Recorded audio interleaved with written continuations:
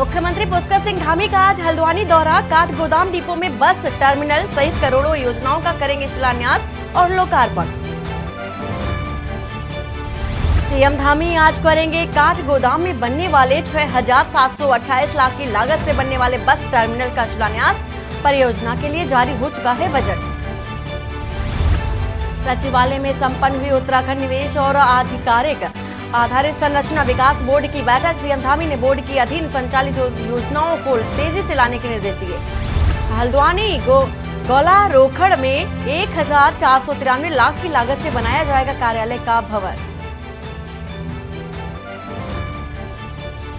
मुख्यमंत्री ने विधानसभा कालाढूंगी के अंतर्गत बिठौरिया में विकास नगर कॉलोनी को दी सौगात। नलकूप के निर्माण को 1 करोड़ रुपए की स्वीकृत। सीएम के हल्द्वानी दौरे को लेकर स्थानीय प्रशासन ने दुरुस्त किए सुरक्षा के पुख्ता इंतजाम। बुधवार को नगर आयुक्त, सीडीओ सहित कई अधिकारियों ने सभा का निरीक्षण किया था। आप देख रहे हैं के न्यूज, खबरों का सारथी। नमस्कार, मैं हूं वंदना पांडे और आप देख रहे हैं के न्यूज इंडिया। बुलेटिन की शुरुआत बड़ी खबर से करने जा रहे हैं। बड़ी खबर आ रही है देहरादून से, जहां पर सीएम पुष्कर सिंह धामी का आज का कार्यक्रम है। और आज के कार्यक्रम के बारे में आपको बता दें कि आज पुस्तिका बुकलेट्स का विमोचन भी करेंगे सीएम पुष्कर सिंह धामी। इसके साथ ही साथ तैयार की गई कार्य योजना से भी संबंधित विमोचन चयनित अभ्यर्थियों को भी नियुक्ति पत्र वितरित करते नजर आएंगे। तो आज का महत्वपूर्ण कार्यक्रम है सीएम पुष्कर सिंह धामी का, और विकास अधिकारी, ग्राम विकास अधिकारी के चयनित अभ्यर्थियों को नियुक्ति पत्र वितरित करते नजर आएंगे। और आज 11:10 पर पीएम के साथ वर्चुअल कार्यक्रम में भी शिरकत करेंगे। और पर्यटन मंत्रालय भारत सरकार द्वारा संचालित कार्यक्रम में हिस्सा लेंगे। स्वदेश दर्शन योजना 2.0 यानी 0 से संबंधित पीएम का कार्यक्रम है। और सचिवालय के चतुर्थ तल सभागार में वर्चुअल कार्यक्रम होगा। और चारधाम यात्रा की तैयारियों के संबंध में भी सीएम बैठक करेंगे। 12:30 बजे के करीब सचिवालय में बैठक होगी। और सीएम धामी त्यागी रोड से बन्नू स्कूल मैदान तक शो भी करेंगे। और इसके साथ ही साथ 1:55 पर रोड शो भी शुरू होगा सीएम पुष्कर सिंह धामी का। नारी शक्ति के तहत कार्यक्रम भी होगा। अंकित काला इसी खबर पर है। अंकित, पहले तो जो पूरी अपडेट है सीएम पुष्कर सिंह धामी के कार्यक्रम को लेकर के, वो जानना चाहेंगे।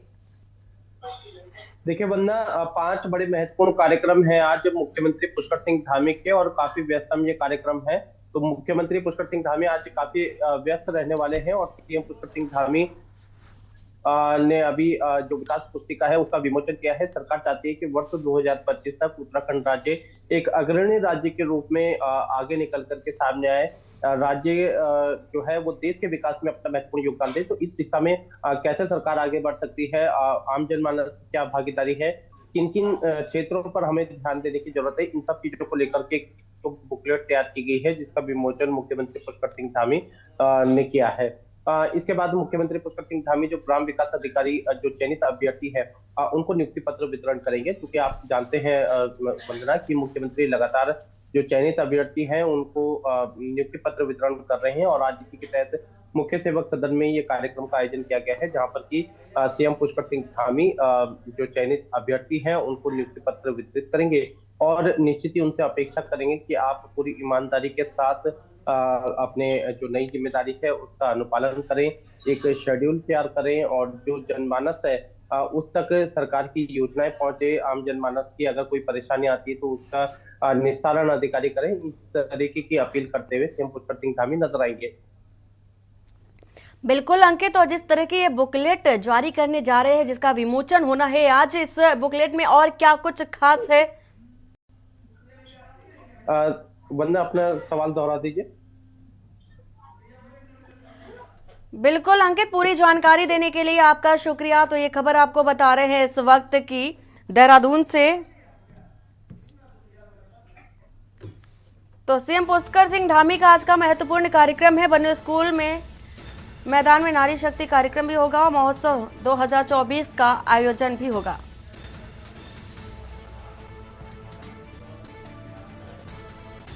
और इसी बीच यूपी के नोएडा से बड़ी खबर आ रही है। बड़ी खबर आपको बता दें, गौड़ सिटी में देखा जा रहा है कि 16 एवेन्यू अपार्टमेंट में भीषण आग लगी है।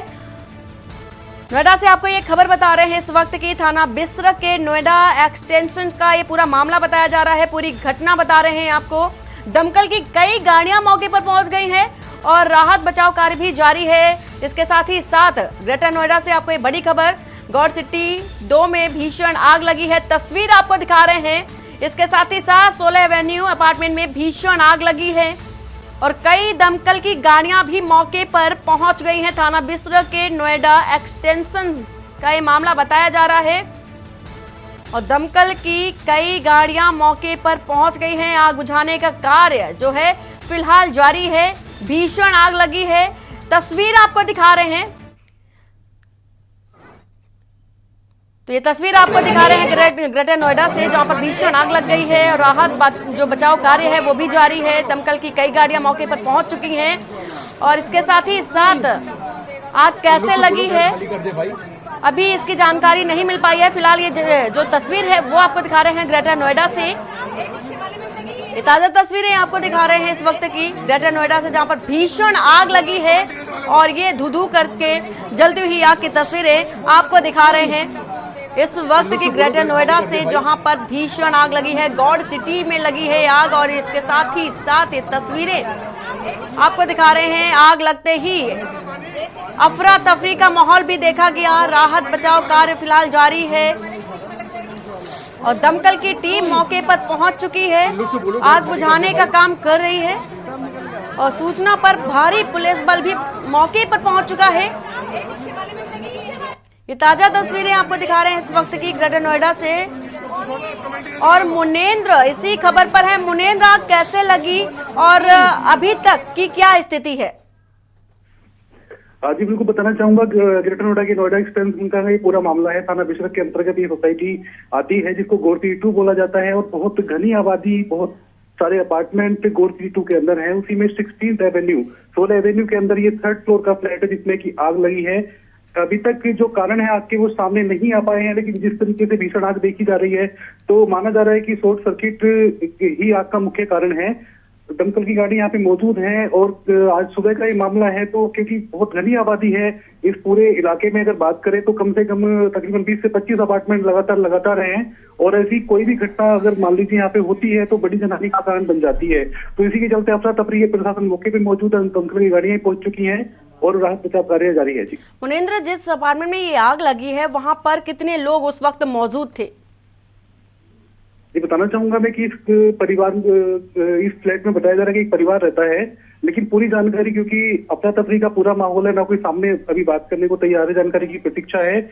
और तकरीबन 3rd फ्लोर का ये फ्लैट है तो एक फ्लोर पे कम से कम 3 से 4 फ्लैट होते हैं। ये भी संभावना जताई जा रही है कि कोई रसोई में कुछ काम हो रहा था या उसको चलते आग लगी है, लेकिन अभी तक जो आग के कारण है वो सामने नहीं आए हैं। पूरी जानकारी देने के लिए आपका शुक्रिया मुनेंद्र। फिलहाल ये तस्वीरें आपको दिखा रहे हैं, विचलित कर देने वाली ये तस्वीरें हैं जहां पर भयानक आग लग गई है और आग बुझाने का काम फिलहाल जारी है। दमकल की कई गाड़ियां मौके पर पहुंच चुकी हैं। 16 एवेन्यू अपार्टमेंट में भीषण आग लगी है।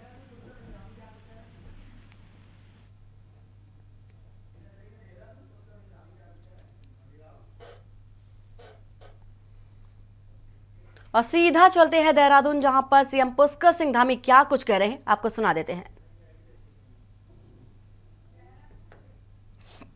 तो आप देखिए कि विश्व मंचों पर भारत की क्या स्थिति होती थी। हमारे प्रधानमंत्री जाते थे दुनिया के दूसरे देशों में तो उनको हमारे प्रधानमंत्री जी को देखने का नजरिया अलग होता था। और प्रधानमंत्री कोई एक व्यक्ति नहीं होता है, प्रधानमंत्री तो पूरे देश का प्रतिनिधि होता है, पूरे देशवासियों की शान होता है। उसका सम्मान, उसका आदर, चाहे वो किसी राजनीतिक दल का हो, पूरे देश का सम्मान होता है। 2014 के बाद पूरे विश्व के मंचों पर वैश्विक स्थिति में बड़ा परिवर्तन आया और मोदी जी के बनने के बाद जो हमारी एक पहले पहचान बन चुकी थी कि भारत अपने हितों की बात भी विश्व मंचों पर नहीं कर पाता था। मनमाना तो छोड़िए, बात ही नहीं करता था, कोई सुनता भी नहीं था। और हमारी पहचान बन गई थी कि हम पिछलग्गू भारत हैं, हम दग्गू भारत हैं, अपने हितों की बात भी न कह सकने वाले देश के रूप में हमारी पहचान पूरे विश्व के अंदर हो गई थी। और आज पूरा परिदृश्य बदल गया है। आज पूरे विश्व के अंदर भारत का मान सम्मान और स्वाभिमान बढ़ा है, पहचान बढ़ी है। और दुनिया के अंदर कोई बड़ी घटना होती है तो आज दुनिया भारत के रूप का इंतजार करती है कि भारत क्या कहने वाला है, क्योंकि अनेक ऐसे वाक्य हुए हैं। रूस यूक्रेन युद्ध का आप देख लीजिए, किस प्रकार से वहां के जो हमारे पढ़ने वाले हमारे देश के विद्यार्थी थे, मेडिकल एजुकेशन अन्य एजुकेशन पर जो काम करते थे, उनको किस प्रकार से बाहर निकाला गया। कोरोना महामारी को देख लीजिए, कोरोना महामारी में दुनिया के दूसरे देशों को किस प्रकार से अपने देश के साथ साथ वैक्सीन देने का काम हुआ। और साथ ही साथ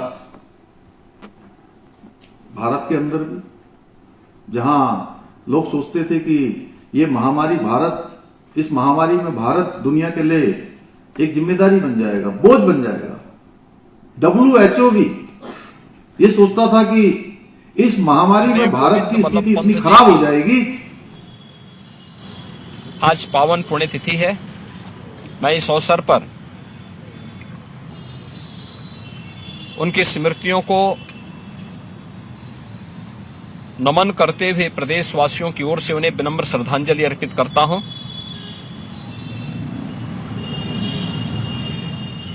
पंडित गोविंद वल्लभ पंत जी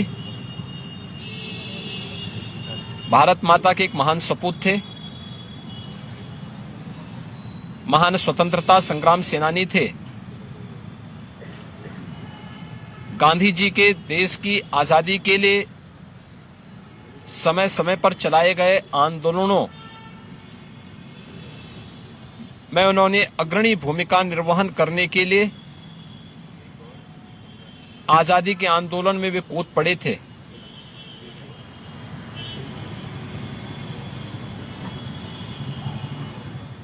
चौबीस जनवरी 1950 को उत्तर प्रदेश के पुनर्गठन के साथ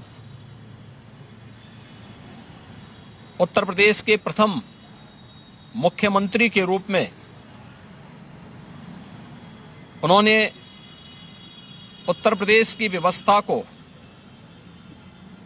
सुचारू रूप से आगे बढ़ाने का महत्वपूर्ण दायित्व का निर्वहन किया। प्रथम आम चुनाव के बाद बनी सरकार में प्रदेश के मुख्यमंत्री का दायित्व का निर्वहन उन्होंने किया। इससे पहले भी 1937 में संयुक्त प्रांत के मुख्यमंत्री के रूप में भी उन्होंने अपनी अमूल्य सेवाएं प्रदेशवासियों को देते हुए आजादी के आंदोलन में अपनी सक्रिय भूमिका को बनाए रखा। और दिसंबर 1954 में जब देश के प्रथम गृह मंत्री और उप प्रधानमंत्री लौह पुरुष सरदार वल्लभ भाई पटेल जी के आकस्मिक निधन के बाद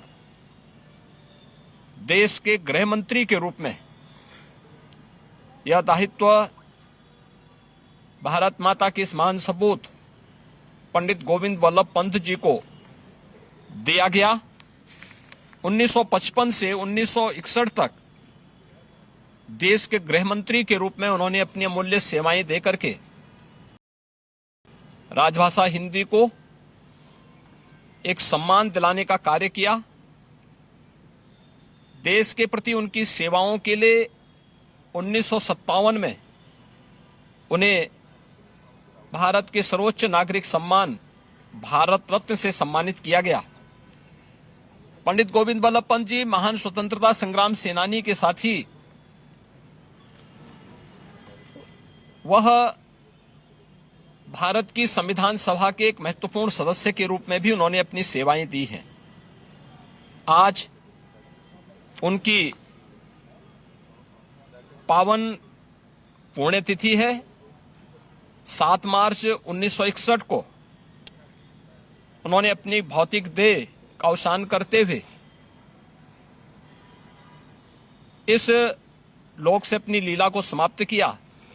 मैं इस अवसर पर उनकी स्मृतियों को नमन करते हुए प्रदेशवासियों की ओर से विनम्र श्रद्धांजलि पंडित गोविंद वल्लभ पंत जी को देता हूं। धन्यवाद। नंबर नहीं आता था, नंबर तो नकल वालों का आ जाता था। और ये जो अपराध है, ये संगठित रूप से गिरोह के रूप में काम कर रहे थे कई सालों से। जैसे ही मेरे समक्ष ये मामला आया, क्योंकि मैं भी आप सब लोगों की तरह छोटी कक्षाओं में पढ़कर, प्राइमरी में पढ़कर, या आज के जमाने में तो बहुत सारी चीजें होती हैं, वो बहुत जो सामान्य से सामान्य स्थिति होती है, मैं कह सकता हूं कि पक्का स्कूल में भी मतलब हम लोगों ने पक्का स्कूल भी बचपन में नहीं देखा। जिस प्रकार की हमारे देश की स्थिति थी, वैसी गांवों की सीमांत क्षेत्रों की स्थितियां होती हैं।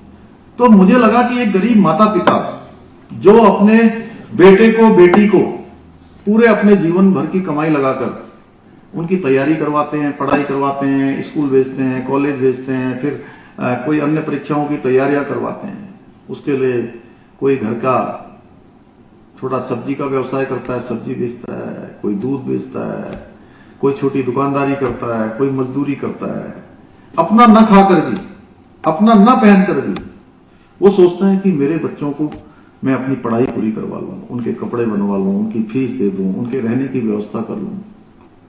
और जब इतना करने के बाद परीक्षा का रिजल्ट आता था और वो बच्चे भी जो दिन रात अपनी मेहनत करते थे, उनका नंबर ही नहीं आता था। तो मैंने जैसे ही मेरे पास आया कि ये इस प्रकार की नकल के मामले आए हैं, ये पहले से भी आते रहे, लेकिन इसके पीछे बड़े बड़े गिरोह हैं, बड़े बड़े गिरोह हैं। आप संभल कर इस पर काम करिएगा, कहीं ऐसा ना हो कि आपने, जैसा कहते हैं ना, वो मधुमक्खी के छत्ते में हाथ डाल दिया। तो मैंने कहा भाई, अब मधुमक्खी का छत्ता हो या किसी और का छत्ता हो, ये हमारे उत्तराखंड राज्य के लिए, जो हमारे भाई बहन है, उनके भविष्य को बनाने के लिए, उन माता पिता को जिन्होंने हमने देखा है गरीबी में अपने बच्चों के लिए सब कुछ करते हैं, उसके लिए अगर किसी के छत्ते में मुझे हाथ ही नहीं डालना, अगर अपना सर भी डालना पड़ेगा तो मैं पीछे नहीं हटूंगा। और हमने इसके लिए तैयारी करी। हमने कहा कि पुलिस को जांच करिए, जांच करने के बाद एक परत खुलती चली गई। 100 से भी ज्यादा लोग इसमें जो है जेल चले गए। तमाम बड़े बड़े गिरोह, कोई धरना करने आ गए, कोई आंदोलन करने आ गए, क्योंकि सबका इससे एक दूसरे से कनेक्शन था, बहुत तगड़ा गठबंधन था इनका।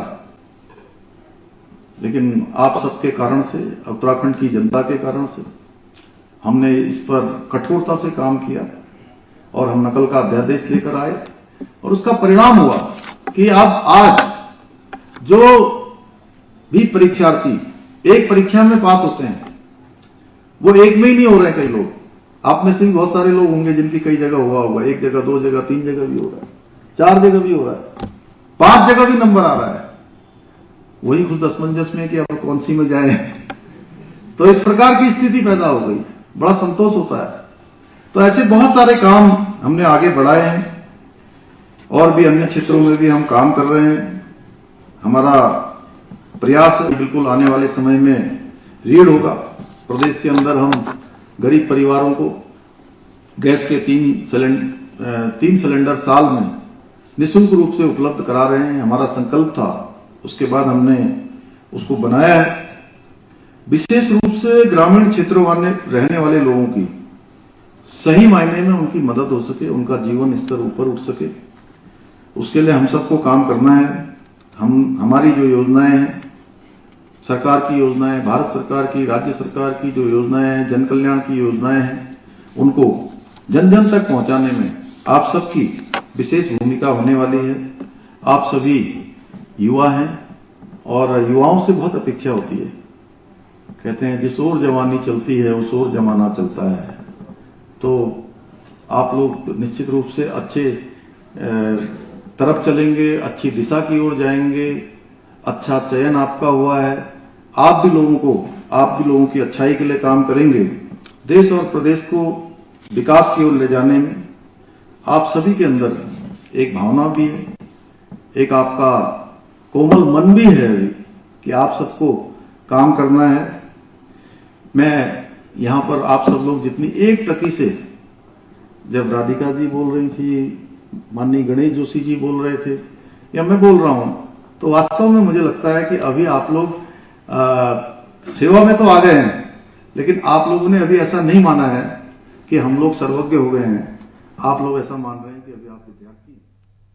और अभी आप सुन रहे थे सीएम पुष्कर सिंह धामी को, जिन्होंने कोरोना काल का भी जिक्र किया और केंद्र सरकार की उपलब्धियों के बारे में भी जानकारी दी। साथ ही चयनित जो अभ्यर्थी थे उन्हें नियुक्ति पत्र भी वितरित किया। इसके साथ ही साथ आपने यूपी के मुख्यमंत्री योगी आदित्यनाथ को भी सुना, जिन्होंने पंडित गोविंद वल्लभ पंत की पुण्यतिथि पर उनको याद किया और उनकी प्रतिमा पर माल्यार्पण भी किया है।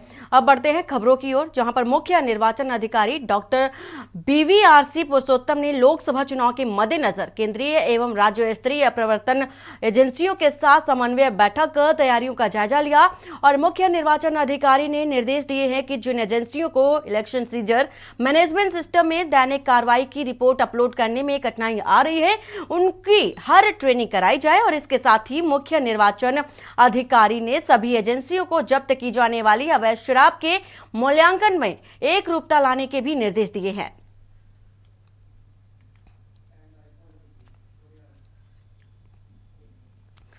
खबर देहरादून से है, जहां पर इंजीनियरिंग मैनेजर के बंद घर में लाखों की चोरी हो गई और पीड़ित के घर से आरोपी करीब 4 लाख के गहने और 12,000 की नकदी ले गए।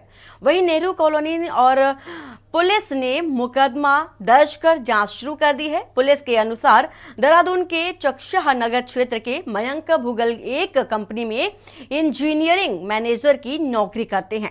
वे निजी काम से 1 मार्च को घर पर ताला लगाकर परिवार समेत दिल्ली चले गए थे। 4 मार्च की सुबह पड़ोसी से पता चला कि उनके घर चोरी हो गई है। वे दून लौटे तो पता चला कि घर से करीब 4 लाख गहने और 12,000 रुपए गायब है। सीसीटीवी फुटेज से पता चला कि 4 मार्च की रात 3 चोर घर के पास पहुंचे थे, जिनमें से एक बाहर खड़ा था। बाकी 2 चोर घर में घुसे और लाखों रुपए के कीमती सामान पर हाथ भी साफ कर दिया। वहीं नेहरू कॉलोनी और थाना पुलिस ने मुकदमा दर्ज कर आरोपियों की तलाश शुरू कर दी है।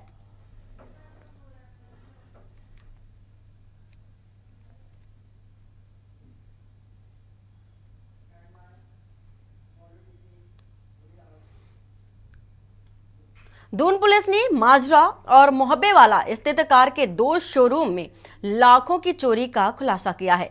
2 आरोपियों की गिरफ्तारी कर पुलिस ने 5 लाख रुपए की नकदी भी बरामद की। पकड़े गए आरोपियों को कार नंबर के आधार पर मध्य प्रदेश के खंडवा में ट्रेस किया गया था। एसएसपी अजय सिंह ने बताया है कि टाटा, ओबराय और नेक्सा शोरूम में 3 मार्च की रात चोरी हुई। दोनों शोरूम से लाखों की नकदी गायब हुई, जिसके बाद पुलिस ने जांच शुरू कर दी। दोनों स्थानों के पास मध्य प्रदेश नंबर की कार की जानकारी मिली और पुलिस की टीम तत्काल दून से रवाना हो गई। पुलिस ने देर शाम मध्य प्रदेश के खंडवा से चोरी में प्रयुक्त कार समेत 2 आरोपी को पकड़ लिया है। 4 की रात्रि में टाटा मोटर्स और नेक्सा का शोरूम है, जिसमें चोरी की सूचना अगले दिन प्रातः सुबह प्राप्त हुई थी और मौके का निरीक्षण करने के उपरांत देखा कि वहाँ गार्ड तो थे, लेकिन वो गार्ड द्वारा ड्यूटी ना करते हुए बल्कि वहाँ पर सोए हुए थे।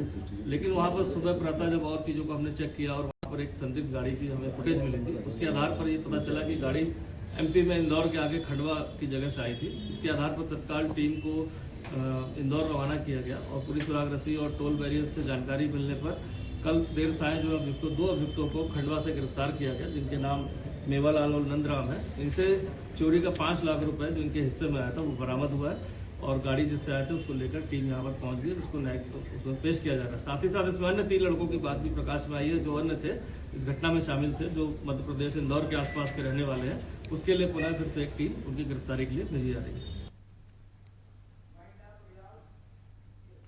और बुलेटिन फिलहाल इतना ही। बाकी की खबरों के लिए बने रहिए आपके न्यूज इंडिया के साथ। नमस्कार।